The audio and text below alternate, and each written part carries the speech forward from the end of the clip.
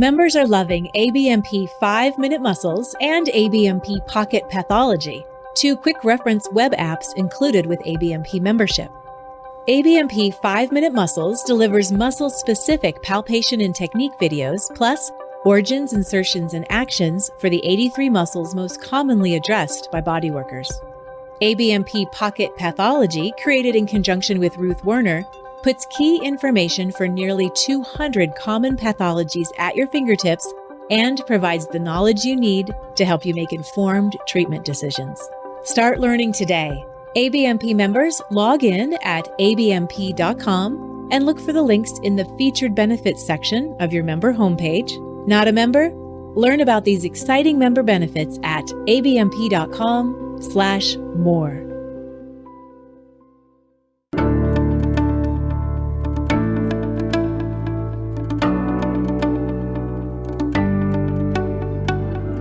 I'm Darren Buford. And I'm Kristin Coverley. And welcome to the ABMP Podcast, a podcast where we speak with the massage and bodywork profession. Our guest today is Dr. Joe Muscolino. Dr. Muscolino has been a manual and movement therapy educator for more than 35 years. He has created several online streaming subscription platforms for manual therapy continuing education, including LearnMuscles Continuing Education, with more than 3,000 video lessons and more than 300 hours of NCBTMB credit. He has also created Muscle Anatomy Master Class, Bone and Joint Anatomy Master Class, Visceral Anatomy Master Class, and Kinesiology Master Class. And he is the author of multiple textbooks with Elsevier and has authored more than 90 articles. For more information about Dr. Joe's content, visit LearnMuscles.com. Hello, Joe, and hello, Kristin. Hey there. Such a pleasure to be here, Darren, Kristin, Colin in the background. Thank you, ABMP, for inviting me. Thank you so much for coming back. This is your three-peat. It's your third visit to the ABMP podcast, and we're so happy to have you back with us. Thanks for being here. Well, it's a pleasure and an honor. Joe, let's dive in. Listeners, we're going to reference the most recent cover feature in the May-June 2022 issue of Massage and Bodywork magazine. Joe's feature is called Pelvic Tilt and Spinal Compensation. Joe, can you use a fantastic analogy to set up the article at the beginning with regards to a statue on a pedestal to symbolize the relationship we're talking about here? Can you reference that for the listeners here, potentially for those who haven't read the piece, and to remind those who have read the piece? Sure. So image 2 in the article, right on page 36, we have two pictures of a statue. And in one case, the statue is standing on a pedestal and the pedestal is level. So we see that the person's body, and it's an anterior front view, we see that the person's body is going straight up vertically and is symmetrical. If you were to measure iliac crest heights, left and right sides, they'd be the same. Top of the shoulder girdles, they'd be the same. But right next to it is another picture of a statue, anterior front view again, and now the pedestal is crooked. One side is higher than the other. And we see that if there is no compensation with the body of the statue, if the statue were to stay exactly the same statue, then we see that it's tilted. It's leaning to one side. And then, in fact, image 3 shows the Leaning Tower of Pisa. And the statement is made that the problem with the Leaning Tower of Pisa, if you go up onto it, you're going to see maybe plaster cracking on the 3rd floor. Well, the problem's not in the 3rd floor. The problem is the foundation. It's the basis upon which the Leaning Tower of Pisa stands. It is the pedestal of it. It's the foundation. And this is all an analogy to go over to the idea that the spine sits on the pelvis. Now, more specifically, we would say that the cervical thoracic lumbar spine, all the way down to L5, sits on the sacrum. Now, technically, the sacrum is part of the spine, as is the coccyx. But if we were to say, okay, we're going to look at the pelvis, the pelvic girdle, as being the two pelvic bones, the two hip bones and nominate bones, a lot of names for the same thing, and the sacrum and coccyx, then we can make a line and say, okay, look at the line across the top of the sacrum. That is the top of the pedestal upon which L5 sits, and all of the lumbar spine, all of the thoracic, all of the cervical spine, the entire body above. So if the line of the sacrum, if the base of the sacrum, which is the landmark at the top of the sacrum is a triangular shaped bone and it is an upside down triangle. So the apex is at the bottom, the base is at the top. If we look at the base of the sacrum, we can look at it in the frontal plane, left to right. We can look at it in the sagittal plane, front to back. And we can look at it in the transverse plane, whether it is rotated, twisted to one side, right side, or rotated to the left side. And that is the base that the statue must begin on. And if that pedestal, that sacral base, is not perfectly level, symmetrical in frontal plane, sagittal plane, or transverse plane, then we would have, in effect, some type of a quote unquote Leaning Tower of Pisa. But we don't want to have a Leaning Tower of Pisa, because if we have a Leaning Tower of Pisa, and just think about frontal plane, one side of the pelvis, one iliac crest, let's say, is low on the right side. The sacral base is going to be unlevel so that its left side iliac crest pelvic bone is high on the left. The sacrum is higher on the left than the right. L5 sits on that crooked pedestal, sacral base, and L5 is going to be, the lumbar spine has to skew and lean toward the lower right side. If we had a quote unquote perfectly straight spine, oh, people think I have a straight spine is good, right? I don't want a curve in the frontal plane. By definition, a curve in the frontal plane would be a scoliotic curve, a scoliosis. And that scoliotic curve, even though it might be deemed as being, oh my goodness, a scoliotic curve, that's not good. Well, I'm happier with a scoliotic curve, assuming it's not tremendously large in, it's how the angle of the curve you measure. I'm happier with a scoliotic curve and my eyes and ears level than I am with a straight spine and I'm crooked over to the side, like the Leaning Tower of Pisa. Dr. Joe, in the article, you described 3 different types of pelvic tilt. When one iliac crest is lower than the other, an anterior-posterior pelvic tilt, and rotational distortion, and the muscles and other factors that might be involved in creating each of those different types of tilt. How do you think most practitioners become aware of a client's pelvic tilt? Do you think it's through a visual assessment or a more in-depth postural assessment?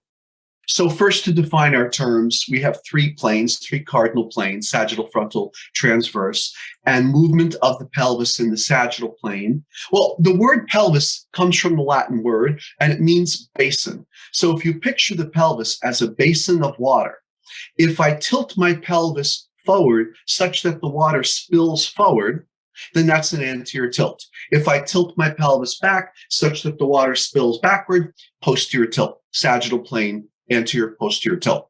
Frontal plane, you can say it's lateral tilt, side tilt, right lateral tilt, left lateral tilt.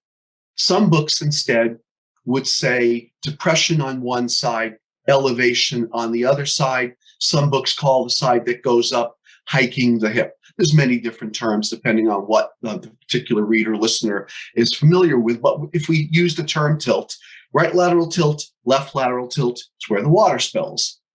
Transverse plane movements, the transverse plane is a horizontal plane, so it doesn't technically tilt. It simply rotates, it spins. Right rotation, left rotation. Okay, so now the idea here is that if we have an anterior tilt in the sagittal plane, then the pelvis is tilted forward. Then what we have to have is some type of quote unquote tilting back, some type of curve going back to bring our center of weight over our pelvis. Because in the end, we always want to have a balanced posture. So we need to have the center of weight of our trunk over our pelvis. We want to have the center of weight of our head over our trunk. We want the center of weight of our pelvis to be over our feet. And we're not talking about feet here. And some people might say, he's saying the foundation of the body. We have to talk about the feet. And I do not disagree there. We can talk about kinetic chains that involve the feet for this. But right now, I'm only talking about the pelvis. So we want to look for these tilts. The way I believe it can and should be done is right after you finish your physical exam. The first thing I do with every new patient is I do a postural exam. I have them perhaps facing away from me. And if I have them facing away from me, then I'm looking at frontal plane distortion patterns. If I look at the right iliac crest and the left iliac crest, are they level or not? The right shoulder girdle, the left shoulder girdle, are they level or not? And by the way, when you're looking at shoulder girdle, you have to make sure you're not thrown off by a lot of musculature. If they're right hand dominant, they might have a lot of built up right lateral flexion, upper trap, levator scapulae, etc. musculature. You have to feel for the bone of the acromion process. And then I can have them, and you could have done that from the front, but I think it's easier from the back. So I think it's just simply done in a postural exam. The hardest are the transverse plane rotations, because really, if you want to see them well, if you see there was a pattern before, the pattern was always you're looking at the plane of distortion perpendicularly. To see the transverse plane, you need to get on a ladder and look down from up above. And that's not the most logistically feasible. So I try to normally do it from the front, and I look to see where their umbilicus belly button might be pointing, where their ASISs are pointing, where their acromion processes are pointing, whether or not the hands are lying evenly by the side of their lower extremities, or one hand is out away. Are they rotated with their head and neck a bit? That type of thing. And I think it's really important for listeners to know that assessment can be just those simple steps. Oftentimes, I think listeners are intimidated, practitioners are intimidated by the idea of an assessment. But what you just walked through there and told us about, very doable. And a question for you, sometimes with the rotational and the transverse plane, I'll even notice that when the client lays on the table, I can see that one hip is higher than the other. The pelvis is rotated a little bit. So sometimes that's almost easier to see when they're supine or prone. Do you agree? Especially supine, because it's easier for the body to rotate around. You might even see one shoulder girdle that's up. Is that the shoulder girdle that's protracted, or is that the thoracic spine, let's say, that's rotating up? So there sometimes can be more than one reason to see a certain landmark that's asymmetrical. Let's take a short break to hear a word from our sponsors. Anatomy Trains is delighted to invite you to our in-person fascial dissection workshop, May 30th through June 3rd, 2022. We're excited to be back in the lab with Anatomy Trains author Tom Myers and master dissector Todd Garcia in Todd's Laboratory of Anatomical Enlightenment in Boulder, Colorado. Join students from around the world and from all types of manual, movement, and fitness professions to explore the real human form, not the images you get from books. Visit anatomytrains.com for details.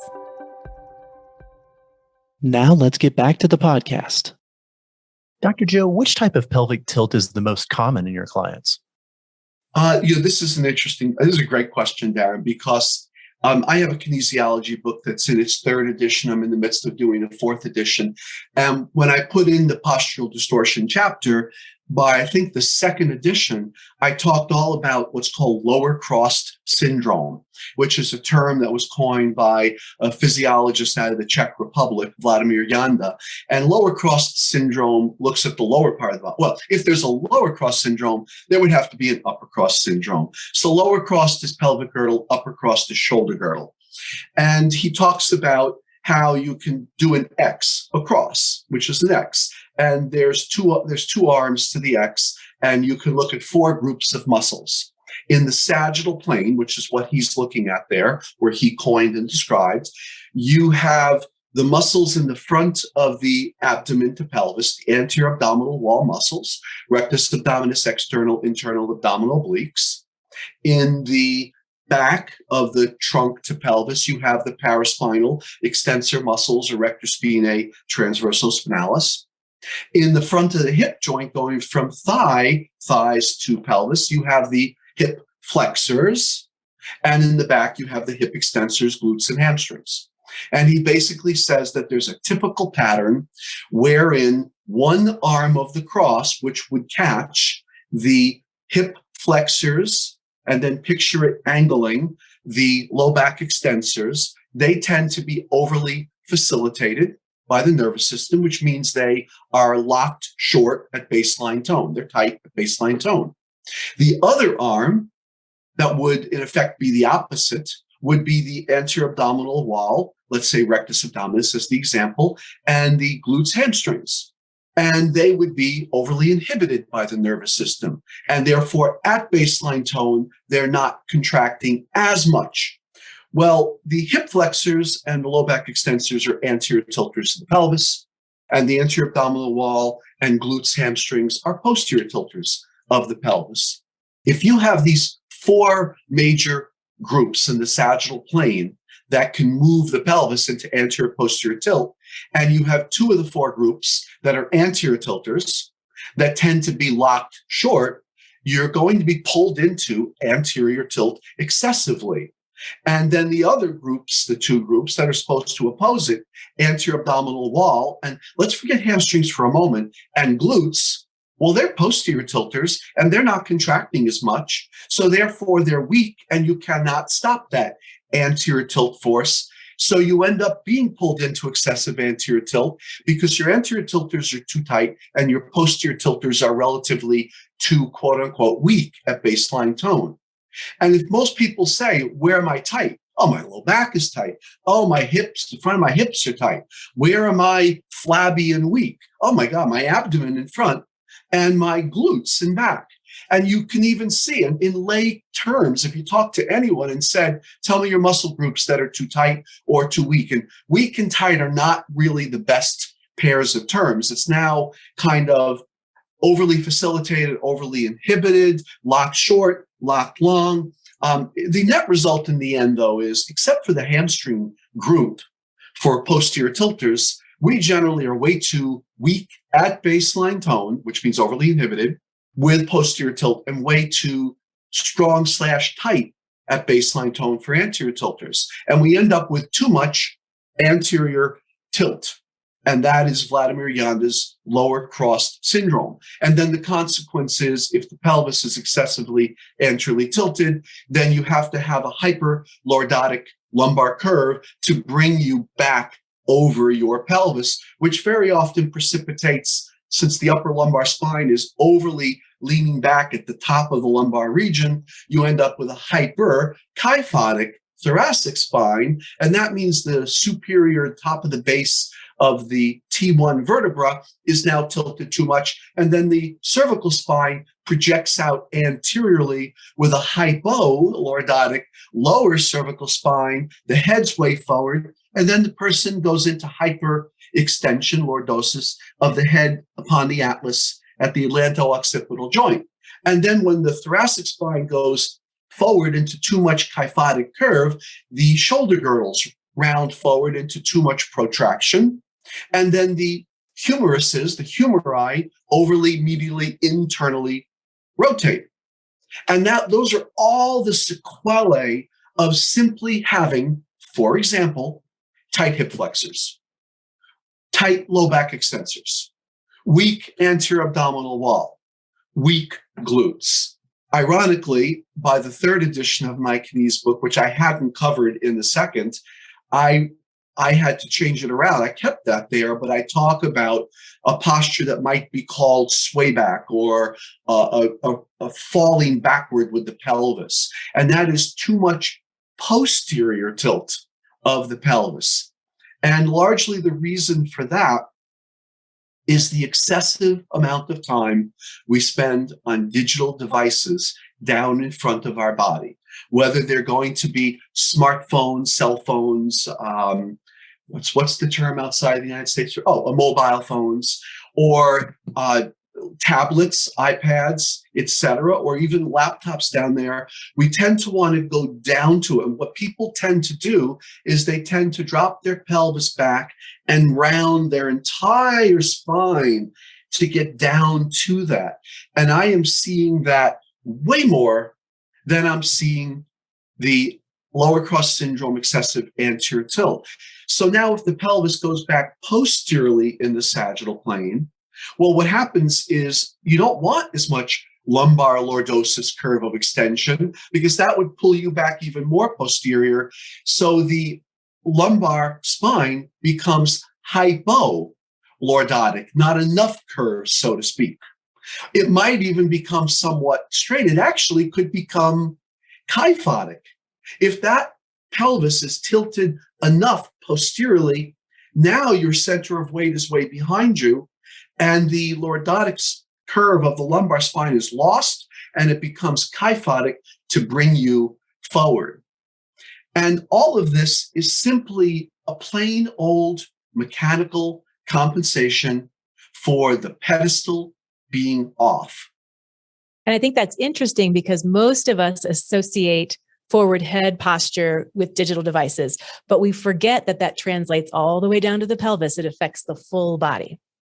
You know, I certainly have some pictures of some individuals. I take pictures when I travel around, and I always blur out the face when I show them at workshops or whatever. I have some pictures of someone who's standing straight up, and all they're doing is absolutely kind of destroying their cervical spine to head posture to go down. But most people do not isolate it right there, because I think that excessive asymmetric force right there, they would notice sooner than later. And by the way, this brings us back to a previous article I had written for ABMP about forward head posture. So I invite our listeners to go back and read that, because I think there have been some pendulum swings that went too far and incorrect interpretations of a specific study that kind of made a statement like forward head posture doesn't matter toward pain. And I wholly disagree. Doesn't mean it causes pain today, but it is an asymmetrical load on your body. And the odds are it's going to cause pain at some point. So I like to make the statement. I think Shakespeare originally said this: look thee to the pelvis. It was just edited out of one of his plays. But my point is, if you want to see spinal posture, you have to look at the pedestal that it stands on. You have to look at the pelvis. Now, just for everyone else, sure, the pelvis could be thrown off because of overpronated arch structure in the foot at the subtalar joint. I'm not disagreeing. My article was simply trying to limit it to, let's look at pelvic obliquity. And if we look at pelvic posture, then we have to say, bones are passive elements, except for someone born with a tremendous genetic anomaly in their bones, which does occur, but is extremely rare. A bone simply goes wherever forces bring the bone. And the primary forces are myofascial forces, so I'll simplify and say muscle forces. And that means if we were looking at the sagittal plane, we look at the anterior tilters of the pelvis and the posterior tilters of the pelvis, and we simply compare their pulling force at baseline tone, and that will give us our posture of the pelvis at baseline tone. If we want to look at the posture in the frontal plane, we will look at the muscle groups that can change the posture of the pelvis in the frontal plane. The pelvis can change its posture relative to a thigh, a femur at a hip joint, or both thighs, both femurs at the hip joints, or relative to L5 at the lumbosacral joint. The pelvis is more mobile at the hip joints. So I look there primarily first, but I certainly then look at the lumbosacral joint. So I'm looking at the muscles that go on the pelvis down more distally to the lower extremities, and muscles that go from the pelvis higher up, so superiorly onto the trunk. So if we're looking in the frontal plane, we would say, well, what can move the pelvis in the frontal plane? Well, abductors of the thigh at the hip joint, adductors of the thigh at the hip joint. Then what can do it up in the trunk? Lateral flexors.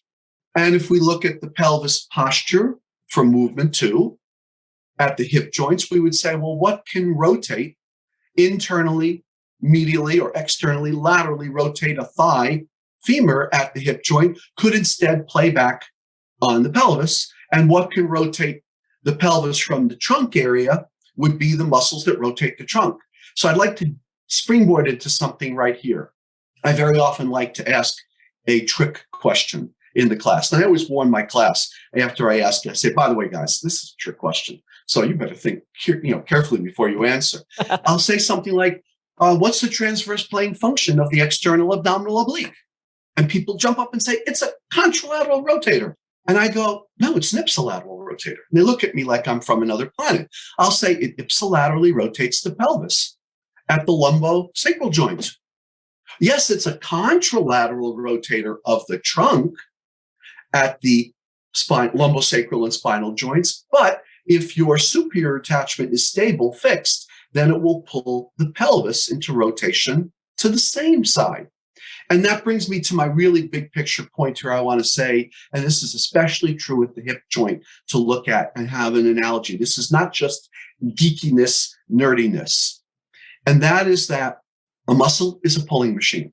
It is nothing more than a pulling machine. Never make it any more complicated than that.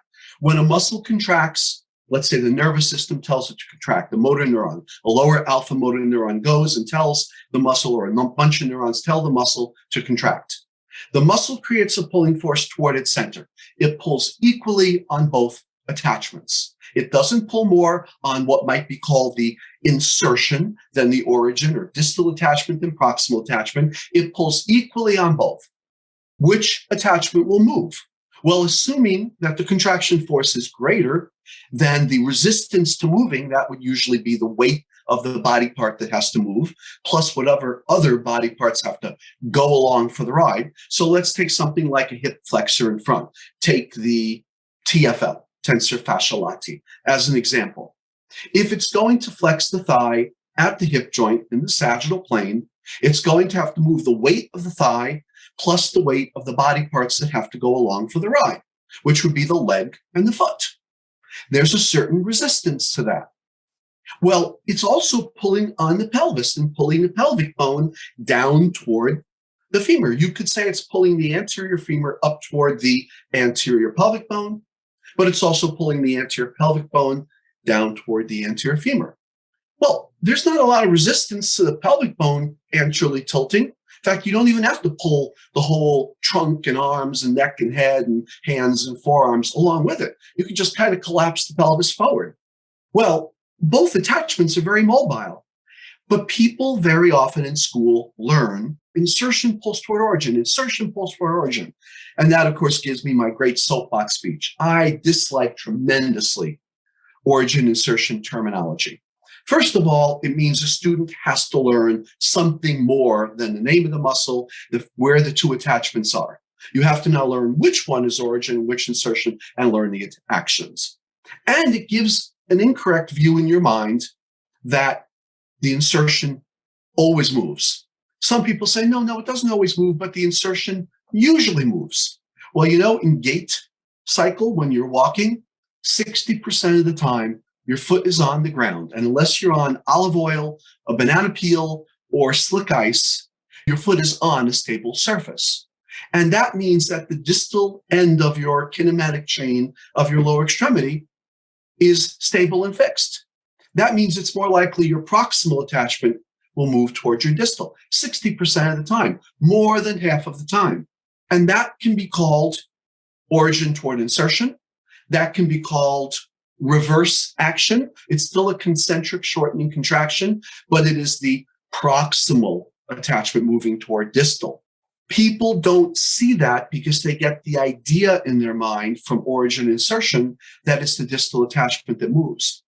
Now let's go back to our postural exam. We're looking at someone standing. When someone is standing, 100% of the time, they are going to have their feet stable, closed chain on the ground. And it's going to be easier for the pelvis to move toward the femur than the femur to move toward the pelvis. And in fact, if that person comes to you, you've done your history, now they stand in front of you, and you're looking at them from the front, let's say, and they're standing there and their right foot is up in the air, 10 inches up in the air in front of them in flexion. Their thigh at the hip joint is up in flexion. And you look at them and say, wow, I think your hip flexors are tight on the right. And they go, you are so intuitive. How do you see this? They're not going to stand that way. They need to have their feet on the ground. They're going to get reverse closed chain pulling of origin toward insertion, of the proximal attachment toward the distal, of the pelvis toward the thigh. And that is what's going to happen for people's posture whenever they're standing. And we stand a lot. you're going to see, if someone has tight hip flexors, excessive anterior tilt to the pelvis. All hip flexors of the thigh at the hip joint are anterior tilters of the pelvis at the hip joint. All hip extensors are posterior tilters of the pelvis at the hip joint. All abductors of the thigh at the hip joint are lateral tilters to the same side, depressors to the same side, and therefore elevation on the other side of the pelvis at the hip joint. All adductors, and this is a harder one to see, but if you stand up and kind of picture pulling your pubic bone down toward your femur on that side, you'll see that your iliac crest goes up on that side. Adductors that are tight will cause same side elevation of the pelvis at the hip. All lateral rotators of the thigh at the hip joint, like piriformis, are contralateral rotators of the pelvis at the hip joint. All ipsilateral rotators of the pelvis at the hip joint would be the medial rotators. And by the way, you can see that right away. Lie someone down on their stomach, bend their hip knee joint to 90 degrees, and try to do a stretch for piriformis, and you'll see their pelvis start to rotate to the opposite side because the tension's being played out there. So you need to stabilize it. The point of this is we need to stop looking at muscles across the hip joint as flexors, extensors, abductors, adductors, et cetera, et cetera. We need to say, oh, we have anterior tilters in front, posterior tilters in back, lateral tilters on the abductor outside, and lateral tilters to the other side on the inside of the adductor compartment. In other words, depressors on the same side for abductors and elevators on the same side, and all lateral rotators will be contralateral rotators of the pelvis and ipsilateral. We need to think reverse action. And if we can do that, we can see how the posture of the pelvis goes off. And if someone comes in and they have a hyperlordotic lumbar spine, I'm going to immediately say, oh, look at the pelvis. It's excessive anteriorly tilted. Of course, it has to be hyperlordotic lumbar spine. It has to be for the righting reflex. And I'm going to think, let me check out all 12 hip flexors, anterior tilters. Let me check out all hip extensors to see if they might need cueing to be activated. And I'll go up to the trunk and look at the muscles for the pelvis in the trunk.